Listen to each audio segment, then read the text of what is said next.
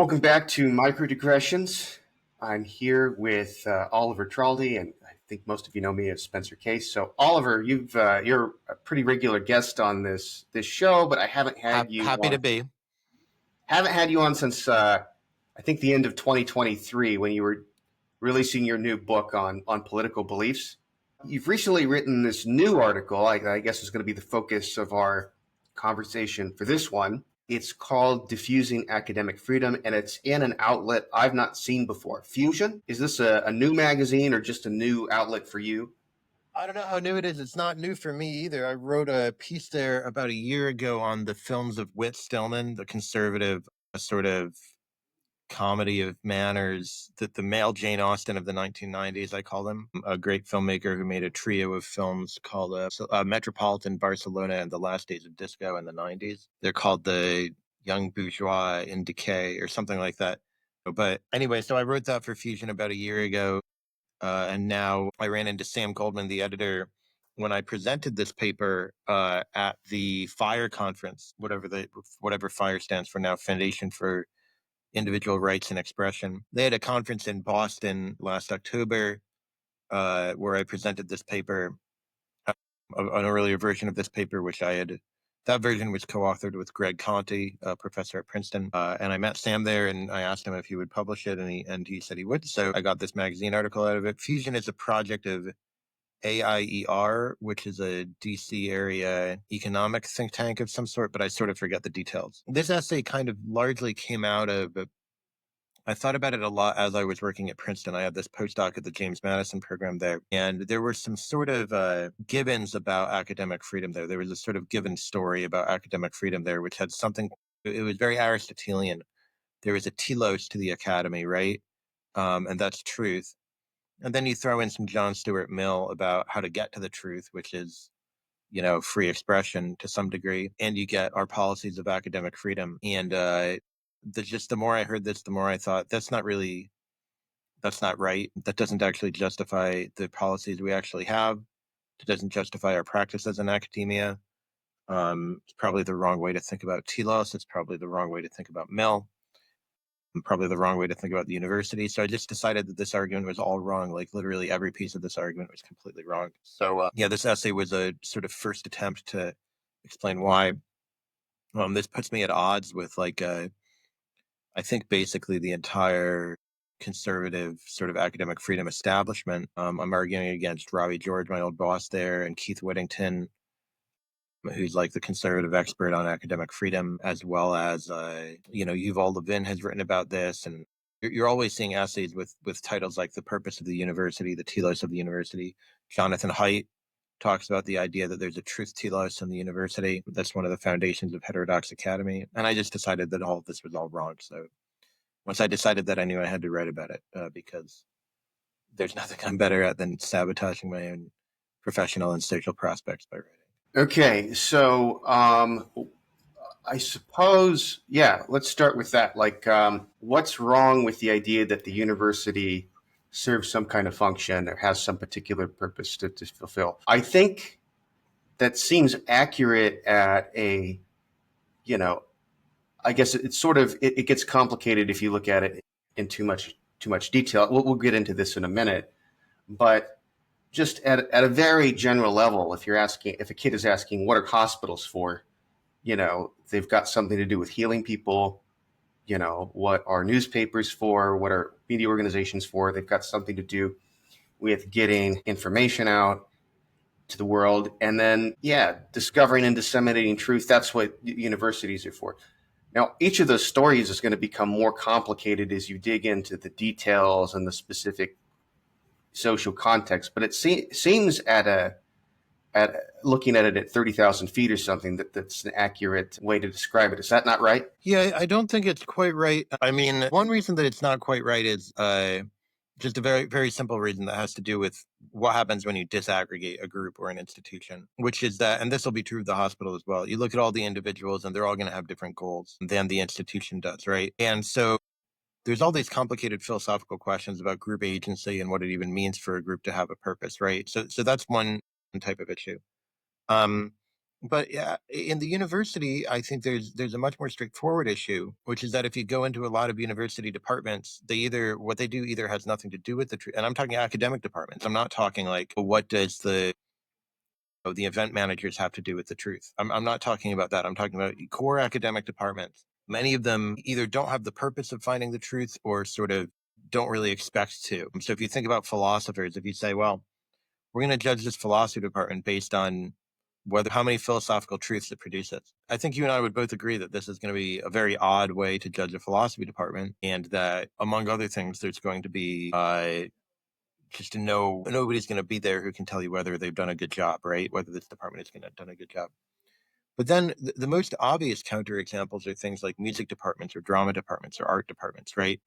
And if you think about these are actually going to be places where there are a lot of academic freedom issues because they're very expressive departments. And in the early days of woke, there were lots of, there were plays and movies shut down. There are people who, if somebody is reading Mark Twain, if a professor is reading Mark Twain out loud and decides to read out the N word and a student gets angry, that's an freedom issue may arise there, right?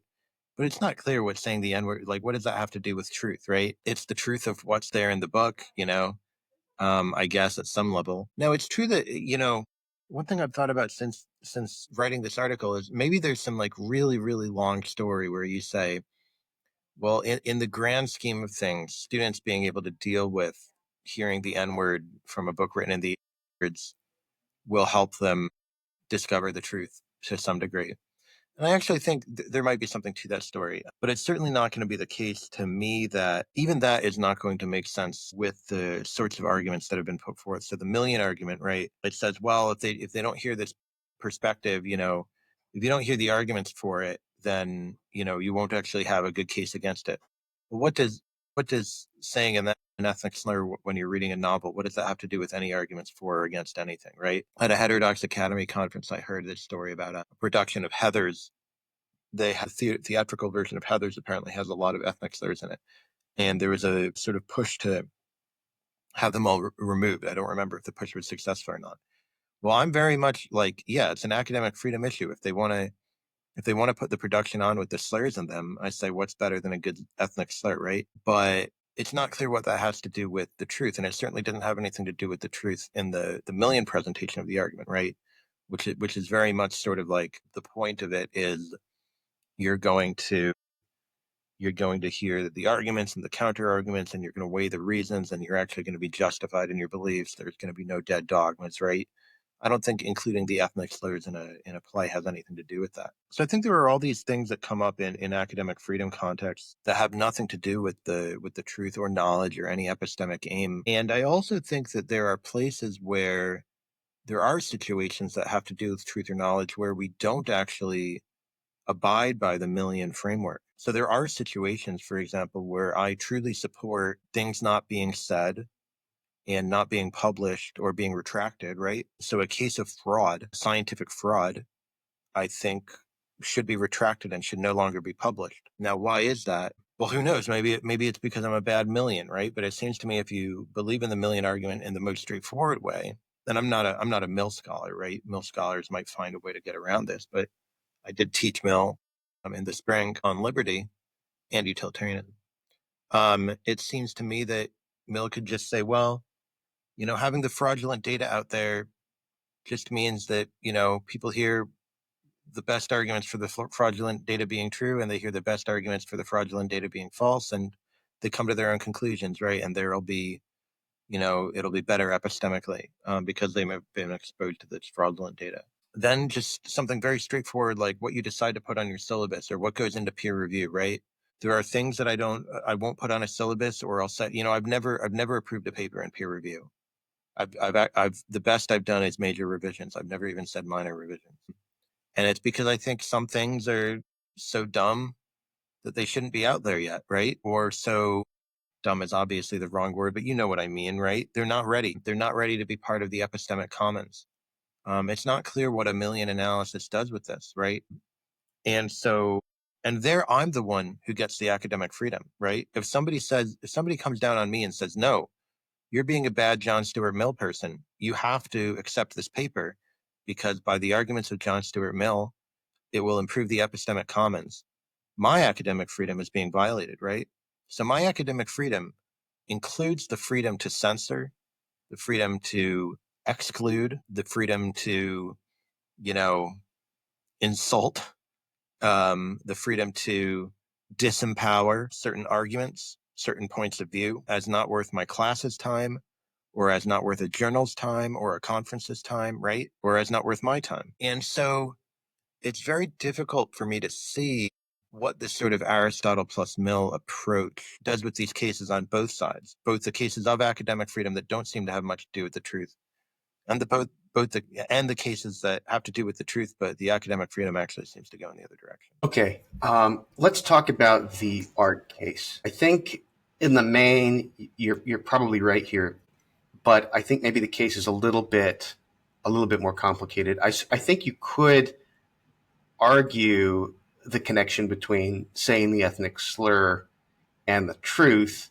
um, is there, depending on what your account of the value of studying literature is. If you have these background assumptions, if you think that the study of great literature unveils important truths about the human condition, and if you think that Huck Finn, The Adventures of Huckleberry Finn by Mark Twain, is one of those great works, then it seems like, yeah, that's a case where I think the slur functions. Like, it's important that Huck Finn sees Jim through, just notwithstanding the barrier of that word and its, derogatory sense. So if you have a view of literature like that, if you take out the N word of Huck Finn, you might be obscuring the truths about the human condition that you can get from reading that book. At the same time, I do think that you might, although I can make sort of piecemeal replies of this kind, it seems a little bit tendentious to say that it's really, art is really about truth and not about beauty. I mean, you could have a philosophy of art like that, but it is a little bit, it seems like you're straining to insist that everything that's done in art departments at the university really is foremost about the truth, or something like that. Yeah, well, the other thing to say about that case is, and this will be true also in art and a lot of aspects of self-expression, even if we come up with a cool story in which saying the slur actually serves the truth better, I can just flip it around because the professor equally has the right not to say the slur. The professor has the right to do it whichever way they want. And so it's not at all clear to me that if you come up with a sort of reason why some certain kind of act of a professor serves the truth, that actually I think helps my case because academic freedom is precisely the freedom to do it that way or to do it the other way, right? Now, here's actually, with that in mind, here's what I would say is the best kind of response. If you're an English student and you take a bunch of these classes and you read a lot of books with slurs in them, I guess, and you encounter some professors who say the slurs and some professors who don't say the slurs, then you're sort of put into this conversation about what is the value of literature and what is the value of reconstructing things the right way. And from having different perspectives, you start to understand that there's a kind of question in the air. And you'll think as a student a bit more about that question, I guess, about what is the trade-off between historical accuracy and contemporary mores and whatever. And so that I guess could happen. But then even by that token, right? And this is something that you see with these new conservative centers, right? Like the one that I'm at now in Toledo, and with a lot of the language around them, right, and a lot of the debates around them. Academic freedom, if every other professor doesn't say the slur, academic freedom still protects my ability to also not say the slur, right? And academic freedom protects against top-down imposition of diversity as well as top-down imposition of conformity, right? One of the things about Mill and about applications of Mill is that there's an assumption that the imposition will always be an imposition of conformity. If you have that assumption, then freedom and diversity seem to go together. But if somebody were top down trying to impose diversity, which we may be seeing with some of the new outfits that are being set up, viewpoint diversity, that is, not DEI, then you could be in a situation where academic freedom actually protects professors' ability to conform rather than their ability to speak out, if that makes sense. Yeah, I think I don't totally agree with this objection, but I'm not sure I can word exactly what I think is wrong with it. But it's something like I feel like you might be collapsing different levels which are functionally distinct. For example, like the purpose of the university could be truth, and my own purpose for being at the university could be to provide for my family or something like that. And there's no inconsistency there. No, I agree that there's no Yeah, inconsistency there. right, Yeah. right. That's just for the sake of example. And then I take it, don't let me mischaracterize your argument if I'm doing that, but I take it it's something like, well, if including the slur is the best way of teaching Mark Twain, then wouldn't the same reasoning dictate that you must say it? You don't have the freedom not to say it. Is that kind of the thought? Okay, because I think the imposition of very strict or micromanaging pedagogical norms would not be conducive to the truth, and it's better to have. You mean it's sort of a broad policy Yeah, at yeah, this other level, from the right, remove? Yeah. right. Yeah, so I guess there's certainly a sense in which if you remove it far enough, then yeah, you can say, I look at these outfits, call them universities, and they're figuring some stuff out. I guess we can call that the truth. And people are sort of doing it without too much top down imposition. I guess we can call that academic freedom. So if that's if that's the level of remove that you want to look at things from, I think at that level of remove, I'm not like super much going to have an objection. But then you get into these specific debates, right? And you say, well, our academic freedom policy has to justify this very, very specific um, intervention, right, in this situation. So the intervention might be saying a professor is allowed to say the slur or allowed to not say the slur or whatever they want, right? And then you say, well, we have to be able to do this because of academic freedom.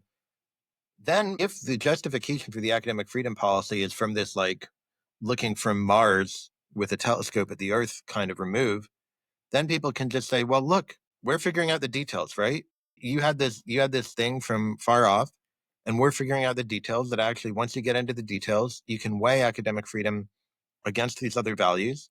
And you still have, and I think you would agree that if English professors can't say, like at that level of remove, if English professors can't say slurs, you go back and look at Mars at a university from your telescope, it looks pretty similar, right? So that's why I think looking at the level of remove is not going to be satisfying for academic freedom advocates, because they actually use this argument to make interventions in very, very specific types of situations.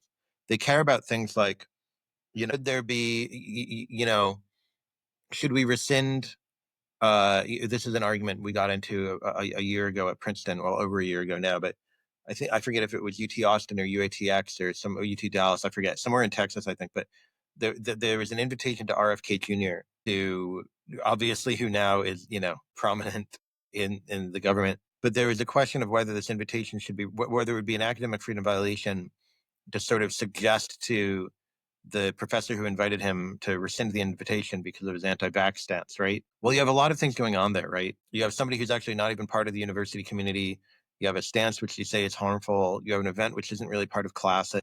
And I think if you go back to Mars and look at Texas through your telescope, you're going to say it doesn't really matter to my sense of whether the university is pursuing the truth or is a place where truth is pursued, whether they disinvite RFK or not, right? And I think people like me, we actually do think it matters. We think a lot of these individual instances matter, and we think a lot of these what happens in these individual cases matters. And I think that we're going to have to look at a much more granular level and have a much more detailed analysis if we want to justify our interest in these individual cases. Not sure I totally followed it, but is the point that at such a level of abstraction, you could seemingly justify any decisions about these controversial cases in the name of truth in some sense? Is that the worry? No, it's a little bit different, right? Because the point is that if you look at the abstract level, if you say, I'm going to look at the abstract level, and that's where I'm going to get the sense that the university pursues truth, And then you say, okay, now I'm going to look at the very granular level and use this idea that the university pursues truth to justify policies of academic freedom. Well, then you've switched to the granular level, right? So the point is that I don't actually agree with the whole we're switching levels sort of objection. I think that everybody cares about the granular level because everybody cares about these flashpoint cases where we want to defend somebody's academic freedom and we want to make sure that they don't lose their job or they aren't censored, right? And so I think everybody is very involved in the granular level and very invested at the granular level. And I think that if the justification here's why Oliver should be able to teach, I don't know, Carl Schmitt. Oliver should be able to teach Carl Schmitt because I looked at a very abstract level and the university seemed to have something to do with truth. The response from the people trying to cancel me will be, okay, well, when you look at if Oliver doesn't teach Carl Schmitt, it'll still look the same from the abstract level, right? Precisely because this is going to be a very granular case that's going to have a lot of details and the university won't be too impacted by these single cases. So I think everybody's involved in the granular level. The debates are about these granular level cases, about the details of individual cases, of individual cancellations, individual instances of censorship. So I just don't think anybody is actually simply operating at the abstract. I mean, I think there's more connection between what we're calling these two levels than maybe you're acknowledging here. I mean, if we don't let Oliver teach Carl Schmitt this one time, that doesn't seem to impact the university's functioning. But of course, it's never going to be one case, right? It's going to set a precedent for other cases. Now, no one's teaching Carl Schmitt. Now, no one's teaching anyone slightly to the left of him, and that there really is going to be a snowball effect from this. Yeah, but Yeah.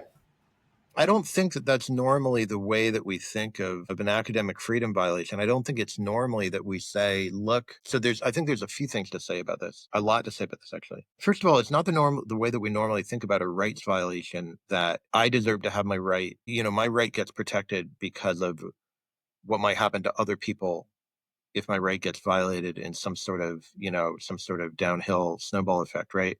I think the way we normally think about it is sort of like my right is my right, and even if somebody sort of accidentally violates it, right, and they say they'll never do it again, and we believe them, I still get to protect myself through this right. The other thing to say is that I think that there are going to be cases of academic freedom where you have genuine oddballs, where there will be no snowball effect, right? Where you have somebody who just says, I'm pursuing something that nobody else is interested in. Nobody else cares about. There's going to be no downstream, right? I'm all on my own. If I get canceled, if I lose my job, if I get censored, I'm not part of a crew, right? I'm not part of even the small conservatives in philosophy crew. I'm not even part of the small Carl Schmitt fandom or the Nietzsche fandom or whatever fandom, right? I'm the one person with this point of view. And if you censor me, there's nobody left. Well, my view is that in that situation where there's going to be no snowball effect because that person is on their own, that's precisely when it's most important to protect, right? Precisely when they're on their own and nobody else would be threatened by the violation, right? And, who are academics if not these oddballs who often have views that nobody else holds and need to protect them, right? Take Stephen Kirshner. Why do we want Stephen Kirshner protected? Is it because we all think that what are his articles about? They're about things like should there be corporal punishment against Asian women in schools or something? I don't remember. But there's these things about dating Asian women and whether men are better than women and corporal punishment and pedophilia, right? And all these, I'm never going to take any of these positions, right? I'm never going to have any of these positions that he has. And, I disagree with many of them, and you'll never hear the ones that I don't disagree with. But the point is that it's precisely that he's out there doing this and nobody else is. That's precisely why he needs most to be protected, right? Because if you got rid of him, there would be because then it would just be quiet. There wouldn't be the other group of Stephen Kirshners who would then be afraid. Nobody else would be afraid, but that's precisely why he needs to be protected. So I don't agree that the snowball effects are what matters here either. I think you're being too dismissive of the consequentialist kind of account of like rights in general. And I do think Kirshner is a good case in the other direction. I think, yeah, um, if you silence him, yeah, maybe no one will be defending his views on sexual ethics or whatever, people will always know that this is a case. If people think that you're too far out there, you're not protected. And so this reminds me of, like, UK Clifford's Ethics of Belief, where he argues that you've got an obligation to form your beliefs in accordance with the evidence and in a good faith way. And he considers this objection. What about this little superstition that isn't going to affect anything? It isn't going to affect even the way you form beliefs um, in the future. Do we really have to get rid of that one? His answer is, like, yes, it's all connected. You can't plausibly say that this isn't going to set some kind of precedent that is going to cause you to form other beliefs in the future that endanger the lives of your fellow citizens, that make things worse in other ways. It sort of seems like it's an analogous kind of case. You're saying, well, what about the one case of, I don't know. I'm using the word censoring, although censoring isn't really the right word, as I think you pointed out. Like, censoring is supposed to be about government suppression of speech, and what we're talking about here is something different, but we just seem to have an impoverished vocabulary for talking about this stuff. I actually have another old article in Quillette about the fact that cancel culture isn't completely a censorship culture. Like, it's not often about suppression. Cancel culture often raises the profile of the person who's being canceled and makes their comments more and presents their comments to the world, right? It's something that you wish, often what somebody gets canceled for is something they're like, well, I hope nobody finds that tweet from 2010 where I said, we need to nuke Topeka, Kansas or whatever. And then all the Topekans, cancel you in 2025 when that tweet gets found, right? But why was I talking about it? Right. It's not clear. Actually, I think the censorship versus non-censorship thing is often much more complicated than the presentation. I think often we worry about self-censorship for that reason, but we worry about self-censorship precisely because our most problematic comments are the ones that are most likely to be broadcast, not most likely to be suppressed. And I don't know. I think that's worth a lot of thinking about in the Millian context as well. Whether Mill actually, I think it's a deep question. What does Mill have to do with cancel culture, if anything? But I wanted to say, I don't mean to take a position on whether rights are utilitarian or any like deep philosophical issue like that, right? What I'm trying to take a position on is sort of just like, here are the instances in which we bring up academic freedom. Do they look like instances? And here are the instances in which we don't, right?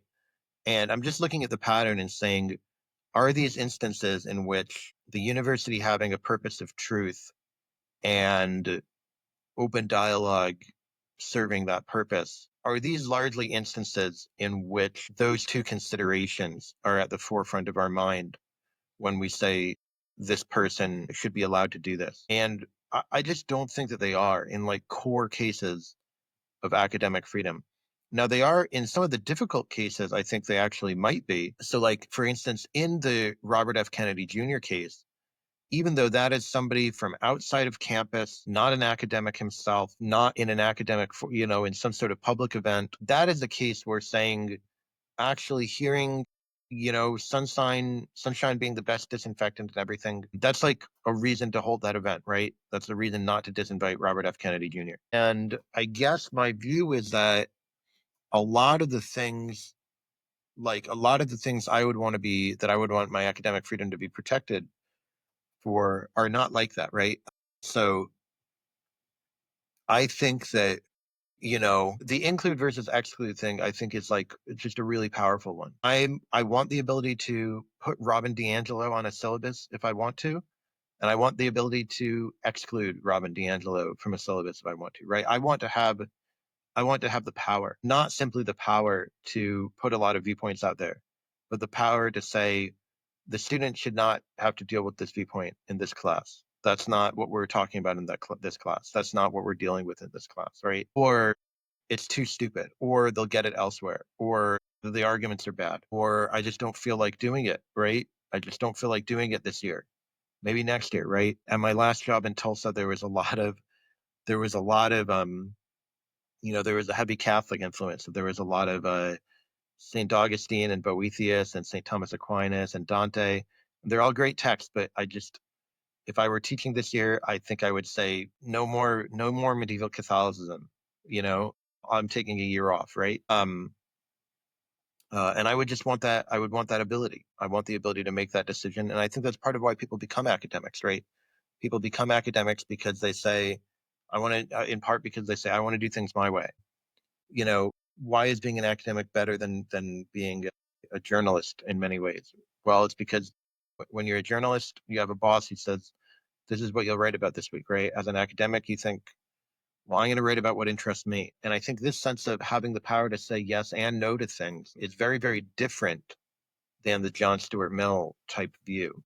It feels different, and I think it serves different ends. Now, again, it may be that on some system level, you think, well, if everybody's sort of being themselves and being their oddball selves, that's what'll serve truth in the end. And it's true that, yeah, at a certain level of remove, that might be right. But I'm not convinced that when we bring these considerations in to justify individual academic freedom policies and individual instances of academic freedom, I don't think adverting to Aristotle and Mill is going to get us very far. And it's kind of surprising to me that these things, they don't get raised. Another issue that I bring up in the essay, which came out in something you said, you said, if you look at it from a far enough remove, isn't the purpose of the university to discover and disseminate the truth, right? Well, those discover is the sort of thing that Mill is talking about, but disseminate, that sounds like the opposite of what Mill is talking about, right? The university is going to, as a university, say, here's our imprimatur, and this is the truth. That's the opposite of what Mill would want us to do, right? And that's another thing that I think is part of the academic life that is hard to square with the Millian approach, right? There is an academic imprimatur of universities, of high impact journals, right? Of labs. And all these things say when they're associated with a person or with a paper or a book, they say, look, you can trust this, right? There's a level at which this is going to be the truth. And we have a hierarchy, right? And in philosophy, because of the influence of certain people, there are a ton of rankings of everything. I mean, I guess this is probably true in all academic fields. Our grad programs are ranked, our journals are ranked, right? The conferences are kind of ranked.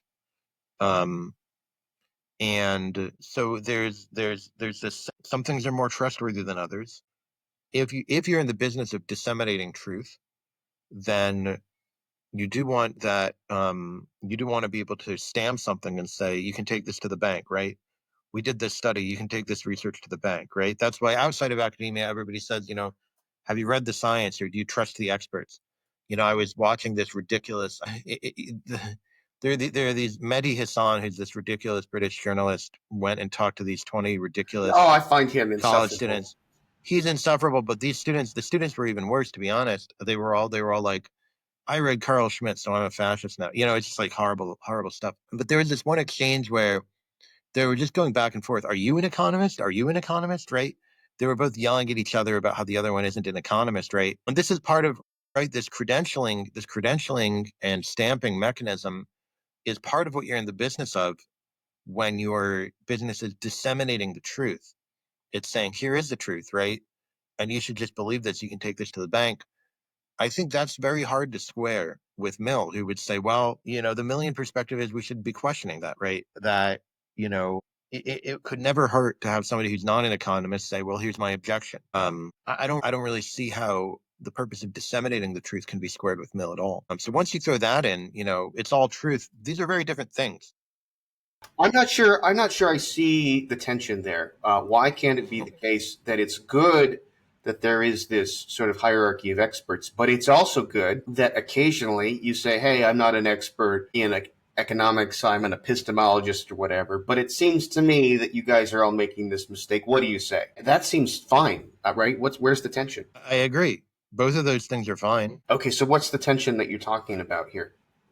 The tension that I'm talking about here is it has to do with what sorts of decisions we make and what sorts of things get protected and what arguments justify those policies and decisions and protections. So, as an epistemologist, if I say, well, I have this crank objection and I'm going to go to the economics conference and explain it, right? I sort of don't have standing there, right?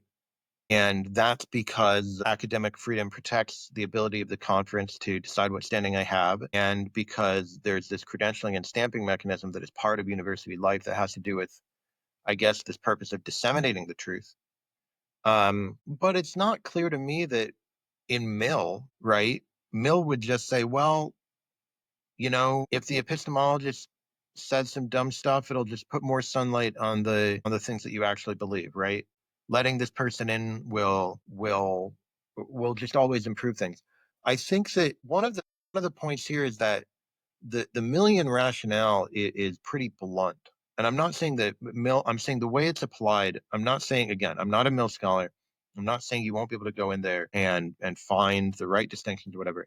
But the rationale, when people say, well, if you haven't heard the counter argument, then you don't know why what you're saying is true. If take philosophy, if we opened our doors and said every day we want to hear the counter arguments to our most basic assumptions from non-philosophers, which a lot of people think we should, as philosophers in particular, right? Well, every day we would come in and have to explain to people why is who decides freshmen will always ask, well, who decides what's right and wrong? Or they'll say, well, what's so great about logic? Or, why should I care what's true? And I think 24/7, if we opened our doors and said there's an equivalency between philosophers and non-philosophers, and we just want to put sunlight on our most basic assumptions, we would have to deal with people like this 24/7, and we would never get to actually advancing philosophy in a conversation among people who have already figured out the basics. Yeah, so even if Mill had limited purposes in advancing his argument against censorship, it seems like you could press it to like, what about these? I mean, we call it censorship for lack of a better word, but exclusionary practices within disciplines. Yeah, Why yeah, can't which is or take math. There are so many. Take any difficult problem in math. This is just a funny fact, right? For any difficult problem in math, there's some crank out there who believes that he has a proof. P equals NP, or the Collatz-Hailstone's conjecture, or the Hodge blah blah blah, whatever. I forget what all these things are, but there was this discussion on Twitter I saw recently, because now with AI, a lot of people just throw it into AI and they're like, "Wait, AI solved it," and of course they don't know math, so they don't have the ability to judge whether it's an actual solution, and they just say, "Look how genius I am because I asked AI to solve it, and the AI solved it for me," right? I mean, this is part of what, AI leads people to, they somehow think it's them who's doing it, which is very odd to me. Well, you don't want mathematicians to have to take up all their time dealing with all these people, right? And I think it was a fair response as far as it went 10 years ago when people said, look, if you want us to question whether America is really a white supremacist nation, or whether there's really such a thing as the patriarchy, right? Or if you want us to question whether trans women are women, that's basically like letting the cranks in from the perspective of our discipline, right? And I think they were right to a degree when they said this. From the perspective of their discipline, the things that you and I and other people were critiquing 10 years ago and still are now, we sounded like the people who said, I have a solution to P equals NP and I'm being censored by the mathematical establishment, right? And the problem is that their discipline is stupid, right?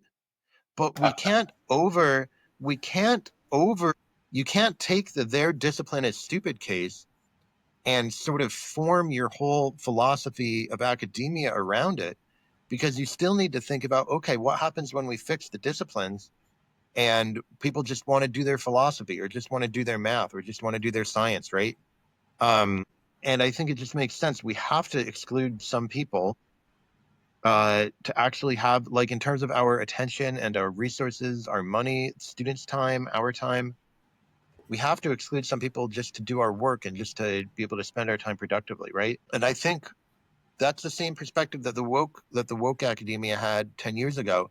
And it's just, they didn't, like, it just turned out that in that particular case, in at least some important ways, and I'm not even saying in every way, and I guess I'm not even qualified to know which way and which ways are right and which ways aren't. But in that particular case, it turned out it was important to let the cranks in, because the experts were sort of doing it wrong in that particular case. So I've had this worry for a long time. You know, both of us have been really interested in like these free speech and cancel culture and political correctness type issues, for a long time. And I've increasingly feeling myself pushed into this corner where I don't know what principles to appeal to other than I think this case is different. I think the excluding people because they reject self-identification as the sole criterion for what makes someone a man or a woman. I think that's an unfair, marginalizing of this person. But of course, someone can say, oh, but like, surely we should marginalize people with some views. And then at that point, you have no choice but to take a stance on the first order issue and say, you know what? Skepticism about affirmative action or skepticism about what trans activists are saying just isn't Holocaust denial. It just isn't. Yeah. And there's nothing, there's no principle that you're going to be able to appeal to someone who refuses to see that distinction. You have to make the case for the admissibility of certain like philosophical or political viewpoints into the academic debate on their own merits, or none of these other principles about academic freedom or whatever are going to hold much weight. Well, let me run two cases by you that I've encountered actually in real life as I've been in conservative circles in academia. One is, I heard somebody say, well, the point of education, real education is formation, and real formation is shaping students to be able to seek the good. And so what happens if you have a professor who doesn't believe in the good, say an error theorist or a non-cognitivist or some sort of moral anti-realist, right? Well, I've heard people say that person can't truly be an educator. So we shouldn't allow moral anti-realists to teach in our departments. I've heard people say that academic freedom shouldn't protect Peter Singer because his views are so anti-human. What do you think of cases like that? Okay, I obviously think both error theorists and Peter Singer should be protected. That's where I'm going to come down.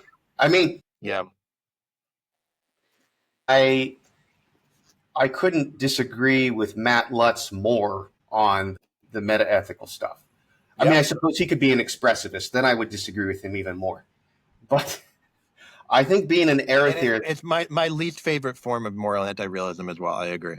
Yes, my least favorite form of anything. But I think that reflection on the arguments of Mackey and the skeptic... I think Matt Lutz puts forward skeptical arguments that give me real pause. I mean, I'm not tempted by his position, but it has spurred me to think more about epistemology and semantics and things like this. Mm-hmm.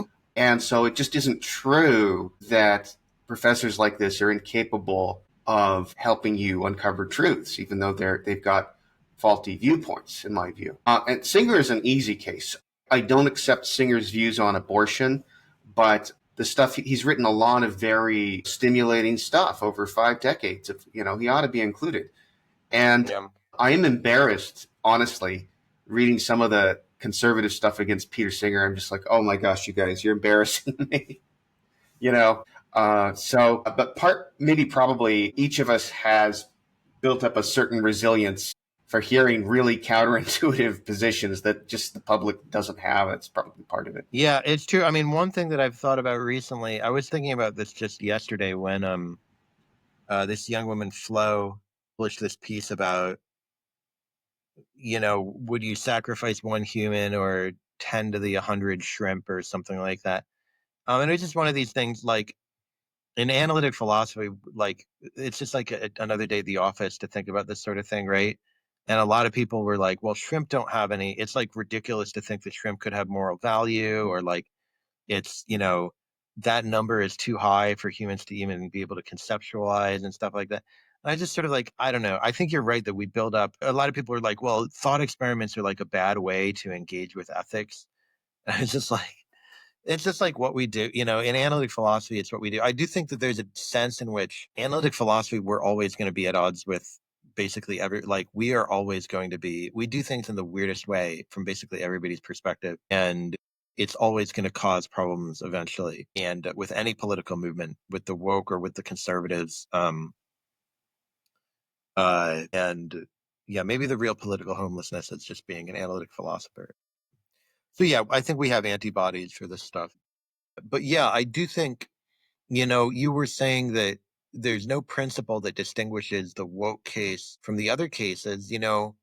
I do think that there has to be some sort of, and here's I think in some ways the dark side, not the dark side, but the sort of, here's something we have to rethink. And I think the woke case makes it obvious. There's all sorts of institutional freedoms. The university is not, there's all sorts of protections against things being top down. So people get to pave their own way to an extent, and also disciplines get to pave their own way.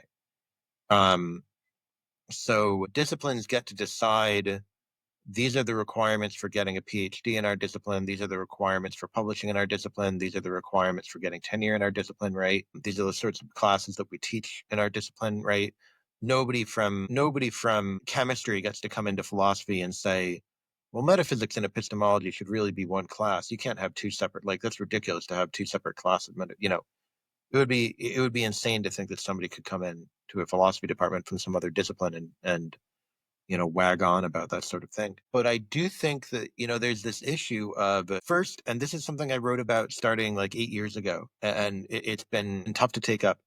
Sometimes two disciplines will offer answers to the same questions, right? And one of the most problematic places this arises is that biology or evolutionary psychology or some discipline that is more about sort of like what goes on inside humans will offer certain answers to questions about human behavior, and then you'll have answers from sociology, anthropology, which are more about social pressures, right? Then you're in this situation where the university is simply offering from two different places, two different perspectives, and it's very hard to figure out how do we resolve this dispute, because if our initial idea is that this discipline has this evidentiary standards and that's up to them, this other discipline has those evidentiary standards and that's up to them. Well, if we really want to decide who's right in answering this question, we're going to have to decide which discipline actually has the better evidentiary standards.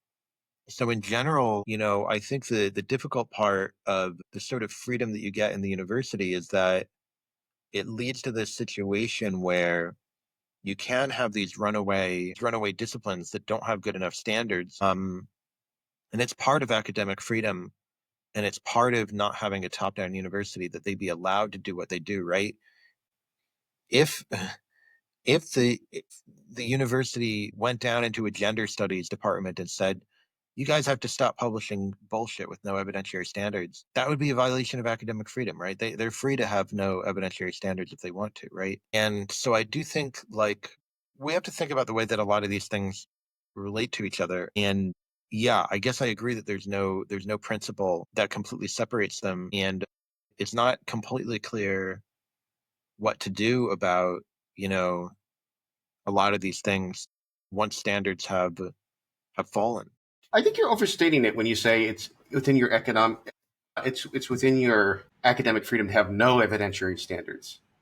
I Hmm? think like it covers disagreement about what those evidentiary standards are to some degree, but it Yeah, can't be that it's that the floor is just you don't have to have any whatsoever, and you get to be part of the academic community with the expectation of public funding if truly you have zero standards. yeah. So zero standards might be overstating it, but take something like, do you remember Real Peer Review? Real Peer Review was this old Twitter account that was so amazing. And one of the things it would publish is it would publish like the worst social science research. And a lot of the really bad stuff was autoethnography. And it would be people saying like, it would be something like, I'm a queer woman who, like, I watched porn every day this month and I recorded all my reactions and all my bodily fluids and whatever.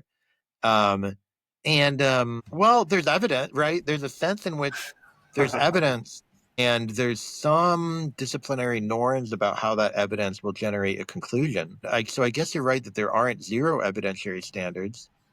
There aren't evidentiary standards that any truly thinking person would recognize as like relating to actual evidence, but it's certainly Evidence the about case that, anything important. I mean, this is the other thing. It's yeah, not or evidence that generates like, these papers were always like, I proved that, queer bodies are still oppressed by like recording my reactions to pornography or something, right? Well, you obviously can't prove that from, it's just like a ridiculous, like the whole project is insane.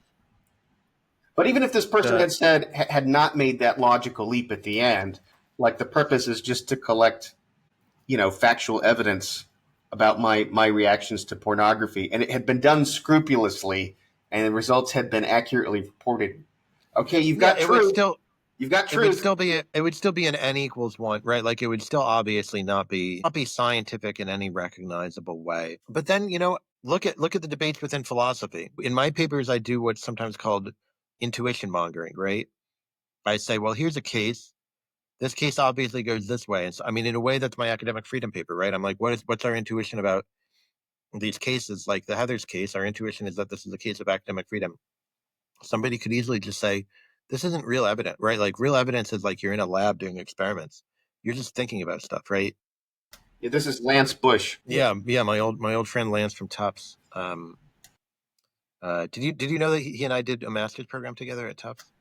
I did know that. Yeah. Yeah, I have to go on his YouTube channel one of these days. I'm afraid that it'll be all stuff like that, but I really like Lance, and he was good. He's actually a great example. He was good to have around then because he made us question a lot of these assumptions. Experimental philosophy was very in the air while I was at Tufts, and I'm still, I'm friendly with Josh Knobe, who's a great guy. And yeah, maybe we should be doing experiments, but I don't know. I think that there's real difficulties because it's just really hard. I think it just exemplifies.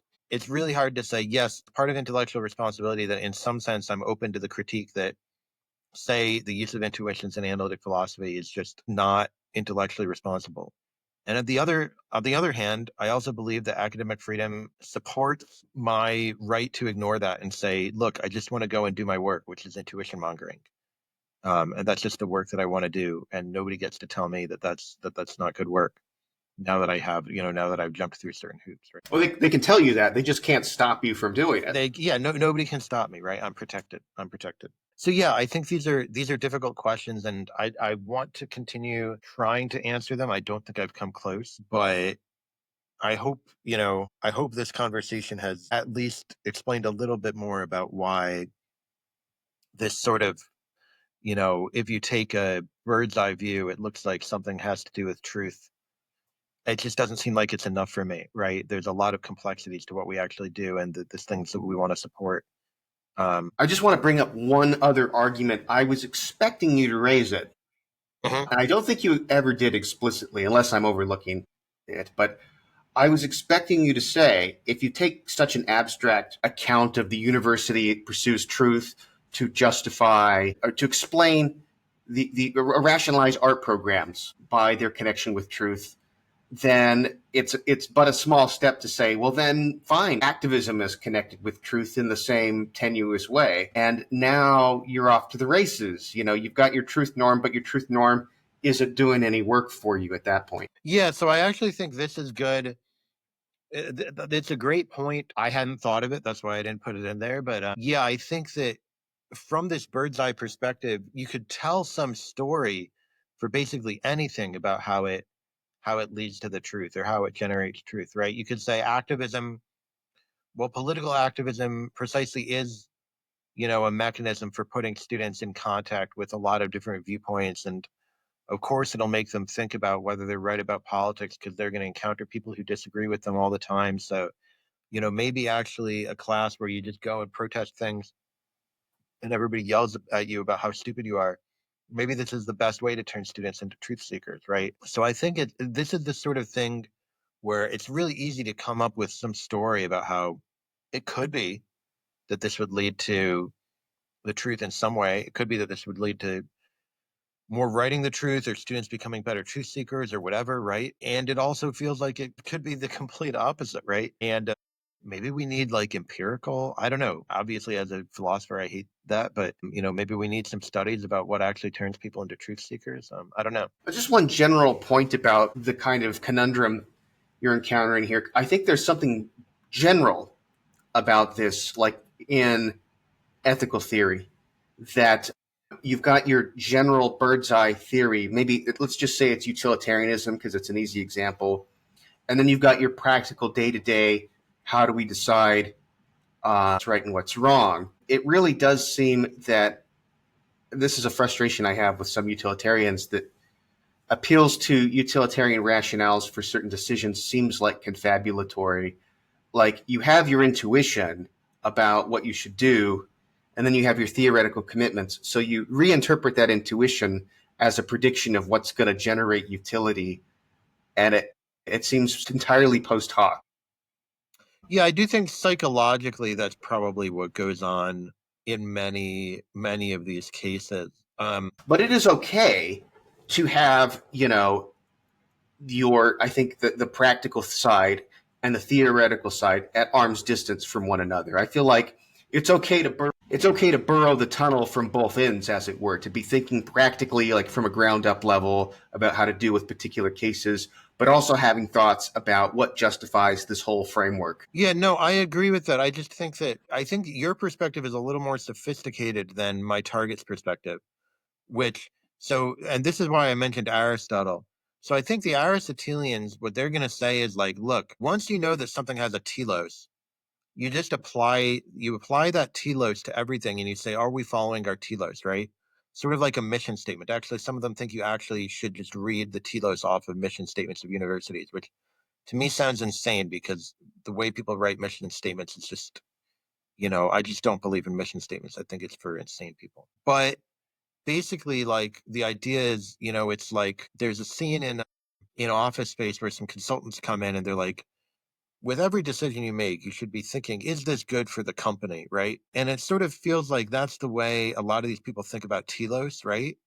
About purpose or mission. And that the way you justify decisions about academic freedom is you think, well, is this good for the company? The company's goal is truth, not money. So you think, is this good for the way the company deals with truth? And it's at that level, right? That is not the level at which you're sort of approaching from both ends, right?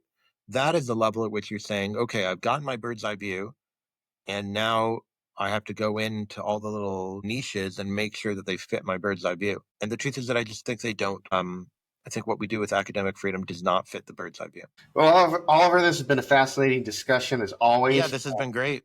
Thanks so much for joining me, and I look forward to your future appearances on Micro-Digressions. Yeah, it's always fun. Thank you so much for having me.